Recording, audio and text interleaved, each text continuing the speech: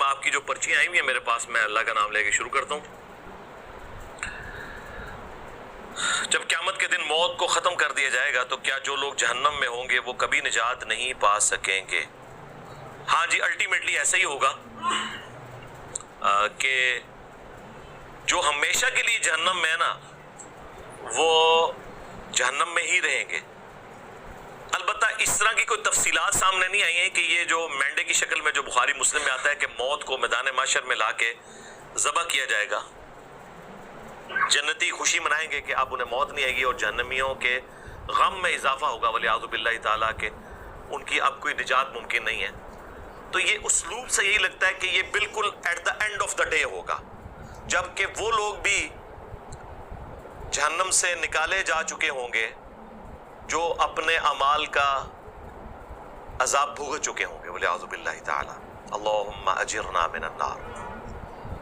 اور اگر یہ اس سے پہلے کی بات ہے تو اس میں امپلائیڈ ہے کہ ہمیشہ کے لیے جو جہنم میں رہنے والے لوگ صرف وہی ہوں گے جن کی موت شرک کے اوپر ہوئی ہے، جو بخاری مسلم میں حدیث ہے، جب میں آخری دفعہ جہنم کی طرف جاؤں گا اپنے امتیوں کو نکالنے کے لیے سفارش کروں گا، تو اس وقت مجھے داروغہ جہنم سیدنا مالک علیہ السلام کہیں گے کہ یا رسول اللہ اب آپ کا کوئی امتی جہنم میں نہیں ہے سوائے اس شخص کے کہ جسے قرآن نے روک رکھا ہے۔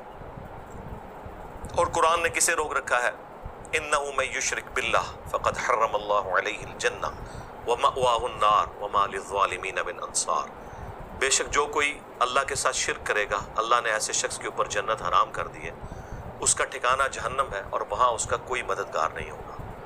حتیٰ کہ بخاری اور مسلم دونوں میں حدیث ہے کہ اللہ تعالیٰ نے ہر نبی کو ایک مقبول دعا دی تھی جو اس نے دنیا ہی میں کر لی اور وہ قبول بھی ہوگی۔ میں نے اپنی دعا اپنی امت کے لیے سنبھال کر رکھی ہے، میں اپنی دعا سے اپنی امت کی شفاعت کروں گا قیامت کے دن، اور میرے ہر امتی کو نفع پہنچے گا سوائے اس شخص کے کہ جس نے دنیا میں اللہ کے ساتھ شرک کیا ہوا۔ اسی تو میں بولتا ہوں شرک is the most sensitive issue in the sight of اللہ۔ اللہ کے حضور سب سے زیادہ حساس معاملہ شرک کا ہے۔ تو جو سفارش کر کے نکال لیے جائیں گے ظاہر ہے ان کے اوپر تو یہ امپلیمنٹ نہیں ہوگا اس حوالے سے کہ وہ ہمیشہ کے لیے جہنم میں رہیں گے۔ اس میں بیسیکلی یہ بتایا جا رہا ہے کہ جہنمیوں کو یہ بتایا جا رہا ہے کہ موت تمہیں بھی نہیں آنی، اور جنتیوں کے لیے خوشخبری ہے کہ موت تمہیں نہیں آنی۔ اب اگر کوئی جہنمی نکلنے والے ہوں گے تو ظاہر ہے کہ ان کی وہ غم کی کیفیت تھوڑے عرصے کے لیے ہوگی یا لانگ پیریڈ آف ٹائم کے لیے ہوگی، جب تک کہ وہ نکالے نہیں جاتے۔ الٹیمیٹلی تو انہوں نے بھی جنت میں آ جانا ہے۔